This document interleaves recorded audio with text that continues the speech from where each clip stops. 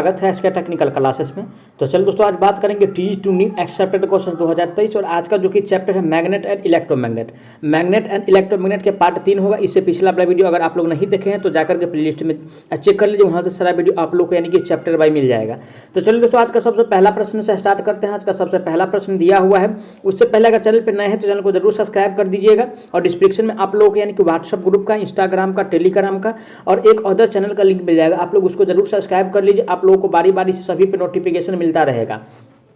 आज का सबसे पहला प्रश्न दिया हुआ है, मैग्नेटाइजेशन की इंटेंसिटी और मैग्नेटाइजिंग फोर्स के अनुपात को डैश कहते हैं, ठीक है ना। तो ऑप्शन ए में क्या कह रहा है, यानी कि रिलेटिव परमिटिविटी कहते हैं, ठीक है। बी में जो दिया हुआ है दोस्तों, ठीक है, बी में दिया है यानी कि सस्पेबिलिटी कहते हैं, ठीक है, इसको यानी कि सस्पेबिलिटी कहा जाता है, यानी कि मैग्नेटाइजेशन और इंटेंसिटी, ठीक है, मैग्नेटाइजेशन की इंटेंसिटी और मैग्नेटाइजिंग फोर्स के अनुपात को जो है सस्पेबिलिटी कहा जाता है, जो कि ऑप्शन नंबर बी में दिया है। राइट आंसर की बात किया जाए तो ऑप्शन नंबर बी सही हो जाएगा, ठीक है।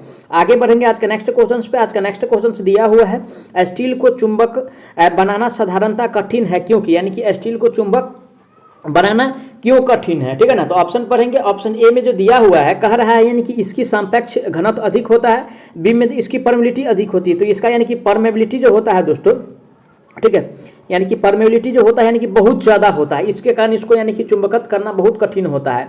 ऑप्शन नंबर बी में दिया है यानी कि इसकी परमेबिलिटी अधिक होती है, जो कि राइट आंसर ऑप्शन इसका बी सही हो जाएगा, ठीक है ना। आगे बढ़ेंगे नेक्स्ट क्वेश्चन पे। आज का अगला प्रश्न जो दिया हुआ है कह रहा है रिलेक्टेंस की इकाई क्या है, यानी कि किसका पूछ रहा है, रिलेक्टेंस का, यानी कि रिलेक्टेंस का पूछ रहा है दोस्तों, यानी कि रिलेक्टेंस का, ठीक है। और रिलेक्टेंस का जो यूनिट होता है यानी कि इकाई जो होता है, ठीक है ना, रिलेक्टेंस का जो यानी कि इकाई होता है ये होता है हेनरी होता है। क्या होता है, हेनरी होता है, ठीक है ना। रिलेक्टेंस का इकाई हेनरी होता है, ठीक है ना। और हेनरी इनवर्स भी होता है, ठीक है ना, 1/, यानी कि हेनरी भी होता है। तो इसको अगर लिखिएगा तो यानी कि हेनरी इनवर्स होता है, जो कि ऑप्शन नंबर यानी कि बी में दिया हुआ है, और हेनरी भी दिया हुआ है, ठीक है ना।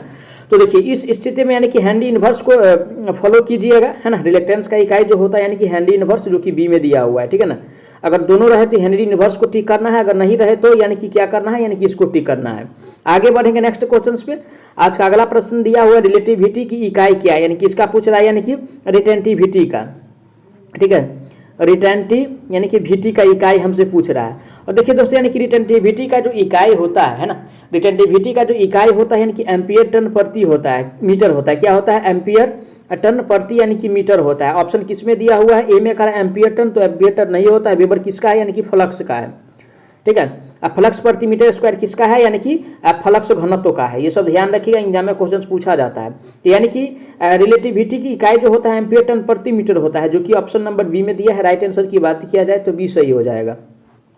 आगे बढ़ते हैं नेक्स्ट क्वेश्चन पे। आज का अगला प्रश्न दिया है, पदार्थ का वह गुण जो उसमें यानी कि चुंबकीय फ्लक्स स्थापित करने में सहायक होता है दोस्तों, यानी कि चुंबकीय फ्लक्स जो है यानी कि स्थापित करने में जो सहायक होता है उसको यानी कि परमियंस कहा जाता है। क्या कहा जाता है, परमियंस कहा जाता है। ऑप्शन नंबर किस में दिया है, परमियंस, तो ऑप्शन नंबर जो दिया हुआ है दोस्तों यानी कि ए में दिया हुआ है, परमियंस ए में दिया है। राइट आंसर की बात किया जाए ऑप्शन ए सही हो जाएगा।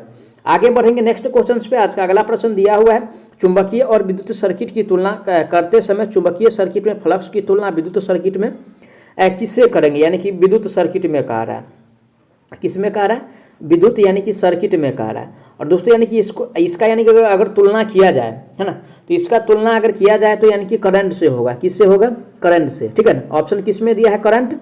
ऑप्शन नंबर जो दिया है ए में दिया है, करंट। तो राइट आंसर जो होगा इसका ऑप्शन नंबर ए सही हो जाएगा, ठीक है ना। आगे बढ़ेंगे नेक्स्ट क्वेश्चन पे। आज का अगला प्रश्न दिया है, चुंबकीय और विद्युत सर्किट की तुलना में निम्न में से असमानता है, यानी कि असमानता वाला को पहचानना है, ठीक है ना। तो ए में क्या कर एमएमएफ, तो ईएमएफ, ठीक है भाई। रिलेक्टेंस और करंट, रिलेक्टेंस और करंट नहीं होता है दोस्तों। कंडक्टेंस और परमियंस और कंडक्टेंस, ये जो दिया है बी में रिलेक्टेंस और करंट नहीं होता है, ठीक है ना। करेक्ट आंसर की बात किया जाए तो ऑप्शन नंबर यानी कि इसका बी सही हो जाए, क्योंकि असमानता वाला हमको चूज करना था। चलिए आगे बढ़ते हैं। अगला प्रश्न आज का दिया है, निम्न में से किस पदार्थ में अस्थायी चुंबकत्व नहीं रहता है, यानी कि अस्थायी चुंबक किसमें नहीं रहता है, यानी कि कौन सा पदार्थ जिसमें अस्थायी चुंबकत्व नहीं रहता है वो बताना है। ए में कह रहा है यानी कि हार्ड किया स्टील, तो इसमें तो अस्थायी चुंबक रहता है। स्टेनलेस स्टील में भी रहता है, निकेल, कोबाल्ट और एलाई इसमें भी रहता है। लेकिन सॉफ्ट आयरन दोस्तों ये विद्युत चुंबक का गुण है, इसमें रहता है, ठीक है ना। इससे विद्युत चुंबक बनाया जाता है। कौन चुंबक? यानी कि विद्युत चुंबक बनाया जाता है, ध्यान रखिएगा, है ना। यानी कि सॉफ्ट आयरन से विद्युत चुंबक बनाया जाता है, तो यानी कि नहीं वाला हमको पहचाना था, तो राइट आंसर ऑप्शन इसका डी सही हो जाएगा। आगे बढ़ेंगे आज का नेक्स्ट क्वेश्चन पे। नेक्स्ट क्वेश्चन दिया हुआ है, वह पदार्थ जिसकी परमिलिटी फ्री स्पेस की परमिलिटी कम होती है उसे क्या कहते हैं? अगर दोस्तों यानी कि फ्री स्पेस का परमिलिटी जो कम होता है उसे डाई मैग्नेटिक कहेंगे। क्या कहेंगे? डाई मैग्नेटिक कहेंगे। ऑप्शन नंबर किस में दिया है? Die magnetic. ऑप्शन नंबर जो दिया है ए में दिया है डाई मैग्नेटिक। राइट आंसर की बात किया जाए ये सही हो जाएगा। जबकि बी में जो बी में जो दिया हुआ है बाइपोलर दिया है, तो बाइपोलर नहीं होगा, नहीं पैरामैग्नेटिक होगा, नहीं फेरोमैग्नेटिक होगा, ठीक है ना। पैरामैग्नेटिक का मतलब जो पैरामैग्नेटिक का मतलब जो यानी कि थोड़ा मोड़ा उसमें यानी कि चुंबक का गुण पाया जाता है, और फेरोमैग्नेटिक का मतलब जो वह होता है जिसमें यानी कि बहुत ज़्यादा चुंबक का गुण पाया जाता है। चलिए आगे बढ़ते हैं नेक्स्ट क्वेश्चन पे। आज का अगला प्रश्न दिया हुआ है, रिलेटिव परमिलिबिलिटी इकाई से कम किसमें रहती है? यानी कि रिलेटिव परमिलिबिलिटी जो होता है, ठीक है, यानी कि इकाई से कम किसमें रहता है? ठीक है तो दोस्तों, यानी कि इकाई से अगर कम की अगर बात किया जाए तो यानी कि डाई मैग्नेटिक पदार्थ जो होता है, ठीक है ना, डाई मैग्नेटिक पदार्थ जो होता है, ठीक है ना, डाई मैग्नेटिक पदार्थ उसमें यानी कि कम होता है। किसमें? इकाई से कम जो होता है डाई मैग्नेटिक पदार्थ में, जो कि सी में दिया है डाई मैग्नेटिक पदार्थ। राइट आंसर की बात किया जाए सी सही हो जाएगा। चलिए आगे बढ़ते हैं नेक्स्ट क्वेश्चन पे।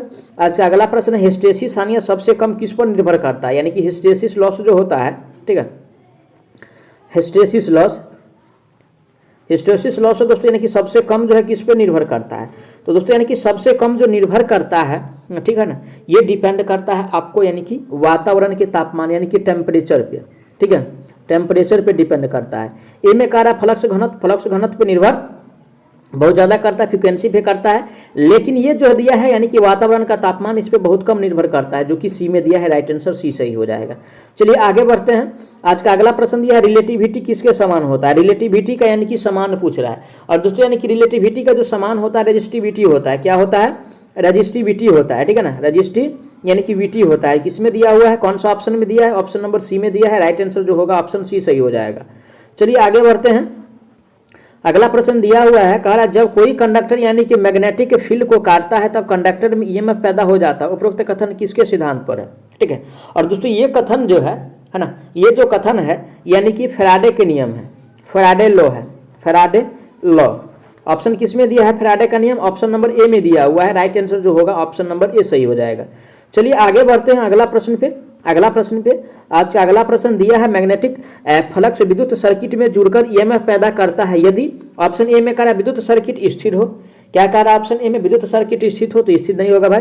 विद्युत सर्किट अगर परिवर्तनीय हो तो क्या होगा? ईएमएफ पैदा कर सकता है, जो कि बी में दिया है। राइट आंसर बी सही हो जाएगा।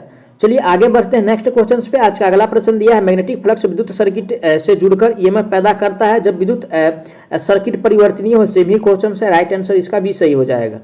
आगे बढ़ेंगे। आज का अगला प्रश्न दिया हुआ, इंड्यूस्ड ईएमएफ का मैग्नीट्यूड किसके समानुपाती होता है? यानी कि ईएमएफ का जो मैग्नीट्यूड होता है ये जो समानुपाती होता है ना, ये जो समानुपाती होता है दोस्तों यानी कि फ्लक्स परिवर्तन की दर, ठीक है, किस पे? फ्लक्स परिवर्तन की दर, फ्लक्स परिवर्तन की दर के समानुपाती होता है। ए में कह रहा करंट की दर के, तो करंट की दर के समानुपाती नहीं होता है। ये जो होता है फ्लक्स परिवर्तन के दर के समानुपाती, जो कि बी में दिया है। राइट आंसर बी सही हो जाएगा। आगे बढ़ेंगे अगला प्रश्न पे। आज का अगला प्रश्न दिया है, यानी कि स्टैटिक इलेक्ट्रोमैग्नेटिक इंडक्शन का उपयोग किया जाता है। यानी किसका कह रहा है? स्टैटिक का कह रहा है। और दोस्तों स्टैटिक इलेक्ट्रोमैग्नेटिक इंडक्शन का जो प्रयोग किया जाता है, ठीक है, स्टैटिक इलेक्ट्रोमैग्नेटिक इंडक्शन का जो प्रयोग किया जाता है यानी कि ट्रांसफार्मर में किया जाता है। किसमें? ट्रांसफार्मर में, क्योंकि ट्रांसफार्मर दोस्तों एक एस्थेटिक डिवाइस है ना। अल्टरनेट मोटर में नहीं प्रयोग करते, नहीं जनरेट अल्टरनेटर में प्रयोग करते, ओनली फॉर ट्रांसफार्मर में प्रयोग किया जाता है स्टैटिक इंडक्शन का, जो कि सी में दिया है ट्रांसफार्मर। राइट आंसर इसका सी सही हो जाएगा। चलिए आगे बढ़ते हैं नेक्स्ट क्वेश्चन पे। आज का next question, static electromagnetic induction का उपयोग किया जाता है ट्रांसफार्मर में। सेम ही क्वेश्चन है, करेक्ट आंसर इसका सी सही हो जाएगा। आगे बढ़ेंगे आज का अगला प्रश्न पे। आज का अगला प्रश्न दिया है, डायनामिक इंडक्शन का उपयोग किया जाता है। किसका कह रहा है? यानी कि डायनामिक का कह रहा है। और दोस्तों यानी कि डायनामिक इंडक्शन का जो प्रयोग किया जाता है ना, डायनामिक इंडक्शन का जो प्रयोग किया जाता है, ये प्रयोग किया जाता है जनरेटर में। किसमें? जनरेटर में डायनामिक इंडक्शन का, जो कि बी में दिया है जनरेटर। राइट आंसर की बात किया जाए ऑप्शन नंबर इसका यानी कि बी सही हो जाएगा। कौन सा? बी इसका यानी कि राइट आंसर हो जाएगा। ट्रांसफार्मर में जो एस्थेटिक यानी कि इंडक्शन का प्रयोग करते हैं, ध्यान रखिएगा, है ना। आगे बढ़ेंगे आज का अगला प्रश्न पे। आज का अगला प्रश्न दिया है यानी कि जो सूत्र है यानी कि minus N D five by D T किसके सिद्धांत पे है, तो ये जो नियम है दोस्तों यानी कि लेंज का नियम है, ठीक है ना, लेंज का यानी कि फॉर्मूला है, ठीक है ना, लेंज का यानी कि फॉर्मूला है ये minus N D five by D T, जो कि ऑप्शन नंबर यानी कि डी में दिया है, राइट आंसर डी सही हो जाएगा। आगे बढ़ेंगे। आज का अगला प्रश्न दिया हुआ है एडी करंट को कम करने के लिए डैश है। ऑप्शन ए में कह रहा है कोर का ठोस बनाया जाए, कोर को ठोस बनाए जाने से एडी करंट कम नहीं होगा। कोर को लेमिनेशन किंतु बिना इंसुलेटिंग वार्निश से बनाए, कोर को लेमिनेशन और इंसुलेटिंग वार्निश लगाकर बनाया जाए। तो राइट आंसर जो होगा दोस्तों, ठीक है, यानी कि कोर को जो है यानी कि इंसुलेशन लेमिनेशन तो करेंगे लेकिन इंसुलेटिंग वार्निश लगाकर, ठीक है, जो कि ऑप्शन सी में दिया है, राइट आंसर सी सही हो जाएगा। मैं आशा करता हूँ आप लोग सारा प्रश्न को अच्छा से समझे होंगे। अगर कोई भी प्रश्न में किसी प्रकार का डाउट हो तो आप लोग उसके लिए कमेंट कीजिए, आपको जवाब बहुत जल्द मिलने वाला है। साथ ही साथ नए हैं तो चैनल को सब्सक्राइब कर दीजिएगा, वीडियो को जरूर शेयर कर दीजिएगा। तो चलिए मिलते हैं नेक्स्ट पार्ट में, तब तक के लिए जय हिंद।